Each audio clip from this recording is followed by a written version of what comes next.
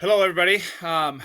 The other how-to reading that I want to discuss is Going Places. The first video I made was Living Like Weasels by Annie Dillard, who is one of my favorite writers. And quite honestly, Jim Harrison and Annie Dillard are the first two writers I think of when I think about when I'm asked who are your favorite authors. Um, Both for their fiction and nonfiction work. Dillard is more. I've read more of Dillard's nonfiction work.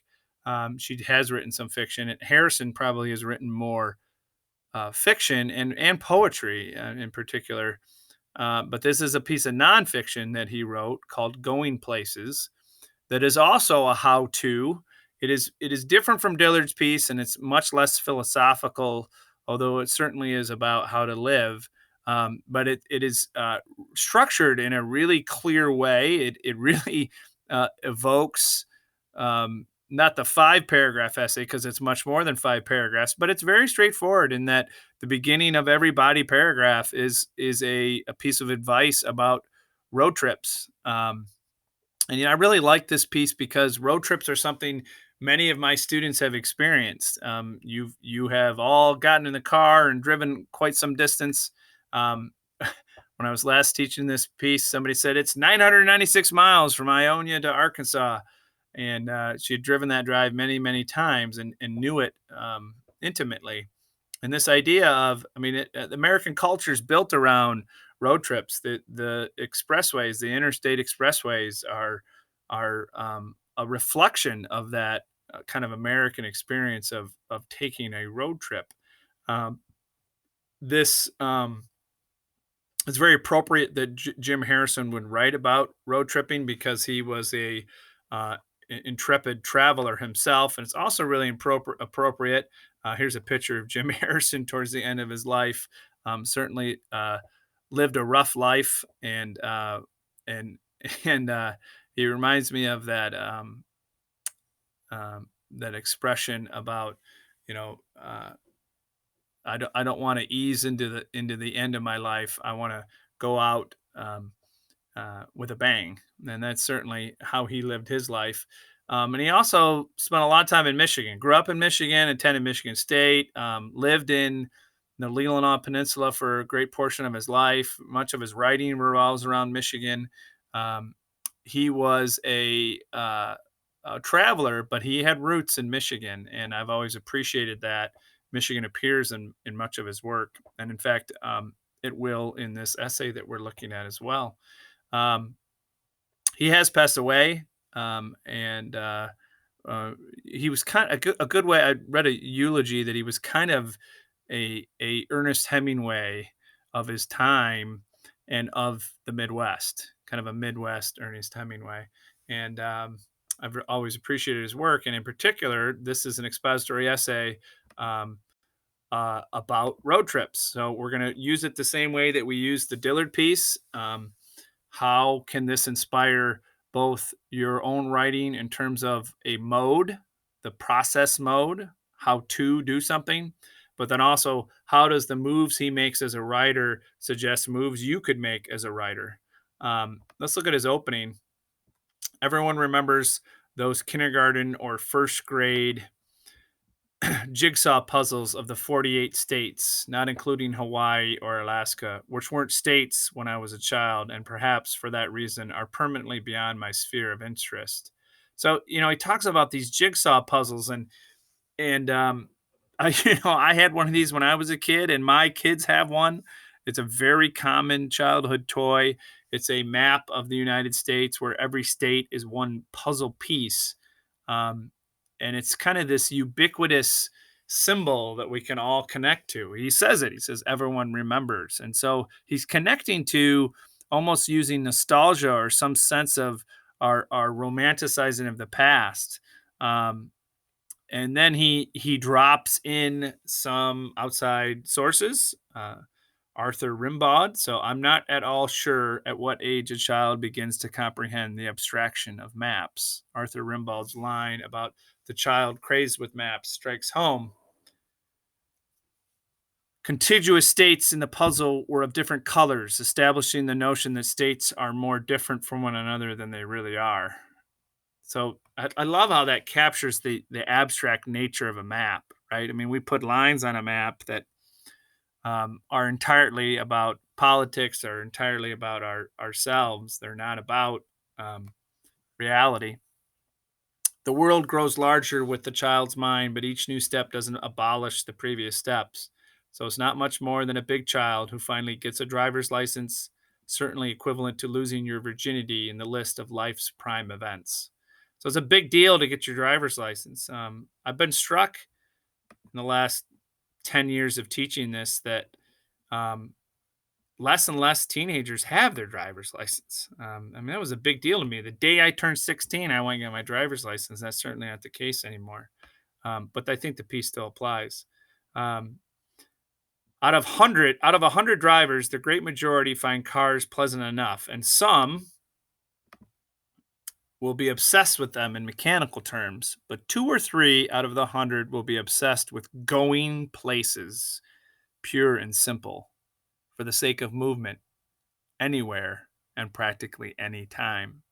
So this is both advice for us on our own road trips, but it's also explaining the process of of those who are obsessed with going places. And I've met people like this, and I have little hints of it in myself. I have gone on incredible road trips. I drove by myself to Red Lake, Ontario, from uh, mid Michigan. So I mean, that was literally a 24-hour drive, followed by a solo canoe trip. So I have moments of this, but nothing like him and other people that I've known. That I once worked with a teacher that, the last day of school, he when he left, he didn't go home. And when he stopped driving, he called his wife, and he was in South Dakota. um, there are people out there like that. Um, he gives us now a list of um, things that these people are liable to say about their travel, and he says they say it late at night, which is very interesting, right? That we say these things late at night. You haven't been anywhere unless you've been to some of these routes. Route 91 in Montana, 35 in Wisconsin, 90 in West Texas, 28 in the Upper Peninsula.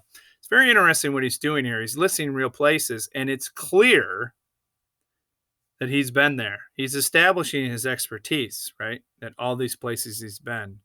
He replies with this long list after agreeing that 2 in Nebraska is one of my favorites. So, of course, when you see 28 in the Upper Peninsula of Michigan, you really wonder, what's he talking about? Where's he at? 28 is a famous route in Michigan. It goes from Sault Ste. Marie through Munising along Lake Superior from some time, and it goes all the way to the western end of the UP in what is called Ironwood. A very interesting part of 28 is called the Seney Stretch. From Seney, Michigan to Shingleton, it's straight as an arrow, and there isn't a single road that crosses it. And there's no stop signs, there's no buildings, there's no businesses. From Seney to Shingleton is just a 2-lane highway called the Seney Stretch, and it is kind of famous in Michigan. There's another famous road in Michigan. If we were in class, I'd ask for volunteers, and somebody would eventually get it. In fact, it's so famous, people make bumper stickers of it, and it's M22. You'll see the black and white triangle and M22 bumper sticker on people's cars that's celebrating this road that goes around the Leelanau Peninsula, and it is a gorgeous road. I think it's funny how the bumper stickers become commercialized, but M22 is a gorgeous road around the Leelanau Peninsula. I think it's funny that someone who lived in the Leelanau Peninsula did not use that road in his essay. I'm sure he knew of it, and I've always wish I could have asked him why he didn't use M22 as his example. So after establishing his expertise about all the places he's been, he says he hesitates to make rules for the road, but certain precepts and theories should be kept in mind. So that's his thesis statement. He's literally going to tell us, here's some guidelines for you if you want to be one of these people that go places, if you want to experience it like they experience it. So the first thing he says is, don't compute time and distance. I'm always struck by that. Um, when I went on road trips with my dad, it was we're driving from here to here, and this is the gas mileage that we're going to get, and this is how long it'll take, and this is where we'll eat. And I mean, you had to have the route planned out exactly and reservations at where we were going to stay the whole time. Um, Harrison's first advice is don't compute time and distance. Computing time and distance vitiates the benefits to be gotten from aimlessness. So part of going places for Harrison is aimlessness. And how he says that we don't have enough of this aimlessness is he brings up all the ways we pay too much attention to numbers. I mean, time and distance are measurements, right? They're numbers. So birthdays, average wage, weight, height, the number of steps to second floors. So these these things that take up most of our life are numbers and measurements and when and where we have to be somewhere. I mean, think about how you're obsessed with the numbers in your life. How much you weigh, how tall you are, how many likes you got for a particular social media post. Um, my kids ask me, how many Twitter followers do you have? They're 8 and 10, and they're asking me about how many Twitter followers I have. Jim Harrison is rolling in his grave about that. If you get into this acquisitive mood, this mood of acquisition, make two 90-degree turns and backtrack for a while. So think about 90-degree turns. So 90 degree, 90 degree, and you're going back. Um, and he suggests all these things that are examples of aimlessness. Stop the car and run around in a big circle, climbing a tree or going swimming. Remember that habit is a form of gravity that strangulates. Man, that line has kept me up at night. Remember that habit is a form of gravity that strangulates. So we are strangled by our habits, both good and bad, and that you can get too much into a routine, according to um, Jim Harrison. Leave your reason and your logic at home. A few years ago, I flew all the way from northern Michigan to Palm Beach, Florida, in order to drive to Livingston, Montana, with a friend. Nothing logical about that or about those choices. He talks about how he uh, hitchhiked 4,000 miles. So again, he gives us a list. You can do this as a writer yourself, a list of examples that both build your credibility, make your point, help your audience feel, know, and believe you. So all these illogical things that he's done in this aimless travel, right? Good sense in the fact that it was January, told me to drive south, then west by way of Chicago and spend a few days and drive home. Instead, he drove north into a blizzard and made a 3-day trek back road circle to La Crosse, Wisconsin. So, one of these moments where he didn't apply logic on one of his many road trips. Um, Beginning of the next paragraph, spend as little time as possible thinking about the equipment. Fascinated by that. I mean, if there anything we do when we think about road trips is we check the car, right? I can remember my dad and all the maintenance requirements of any trip we were going to take. Um, he says, forget about that. That's not part of going someplace, right? Pick something that'll last, but don't don't make it about the car. He suggests a little research and then lists some of the research that he has made and why it's made a difference. He talks about who you should go with. Um, this is so insightful for me. I've thought about this paragraph many times on my own road trips. Be careful about who you are with. Whiners aren't appropriate. Oh my gosh. How many times have you been with somebody on a road trip that whines, right? Are we there yet? The constant mantra of I'm hungry or I got to go to the bathroom. Um, there can be tremendous inconveniences and long stretches of boredom. It takes a specific amount of optimism to be on the road, and anything less means misery. Very true. This last part about relationships is fascinating to me. I found this to be true in my own life. The essential silence of the highway can allow couples to turn the road into a domestic mud bath by letting their petty grievances preoccupy them. I've had many couples confess to me in previous classes that uh, the silence of a long road trip can really intimidate them because you spend a lot of time and it can bring up a lot of um, opportunities to not get along. Marriages survive by garden variety etiquette. And when my wife and I travel together, we forget the often suffocating flotsam and jetsam of marriage. So the road gives you an opportunity to practice etiquette and enrich a relationship, but it also can stress them. I've seen that in many ways. If you're driving solo, another enemy can be the radio. Oh, I know all my younger students would hate this idea, right? The radio and the tape deck. They probably don't know what a tape deck is, but they certainly know what the radio is. And they certainly have created playlists. My own children are constantly making demands about what we're listening to in the car. So he claims avoid that focus on music. This is an eccentric observation, but anyone under 50 in America has likely dissipated a goodly share of his life listening to music. Music frequently draws you out of where you belong. So if you're going places and the point is driving, don't forget the miles with music. It is hard work to be attentive, but it's the only game in town. So be attentive. D.H. Lawrence, so again, using an outside resource, said that the only true aristocracy is consciousness. So the only way to truly be above is in our own thoughts and our own actions.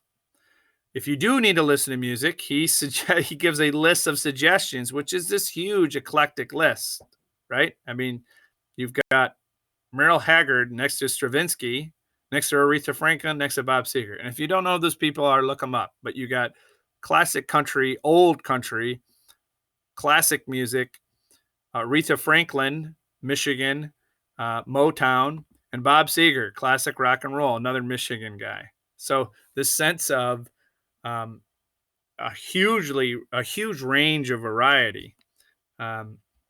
He does talk about what would happen if you can find the perfect companion. He talked about a particular person and why he was perfect. Pretend you don't care about good food, so don't make it about food. And of course, that is a definite issue in our current society where we have such an emphasis on the foodie culture. Here, he gives us a mental states. Avoid irony, cynicism, and self-judgment. If you were really smart, you probably wouldn't be doing this. You would be in an office or club acting nifty, but you're in a car and no one knows you and no one calls you because they don't know where you are.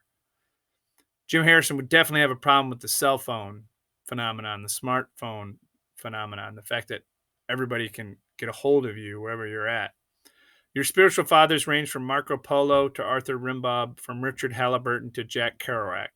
So here he's using some historical allusions and cultural allusions to help us feel, know, and believe his point. Do not scorn day trips. So another suggestion along this path. And he gives us an example. One summer in Michigan's Upper Peninsula, after a tour in Hollywood had driven me ditzy, I logged more than 5,000 miles in 4 counties on gravel roads and 2 tracks, lifting my sodden spirits and looking for good grouse and woodcock cover. So that's a personal example. And then, so what are the implications of this? The end of the essay is you should all do a road trip. You should plan one. And what should it look like? These are powerful lines. I hate it that they fall right on the edge because I think people miss them. Plan a real big one, perhaps hemispheric or at least national. Atrophy is the problem. So atrophy is a medical condition of what happens to your body when you don't move.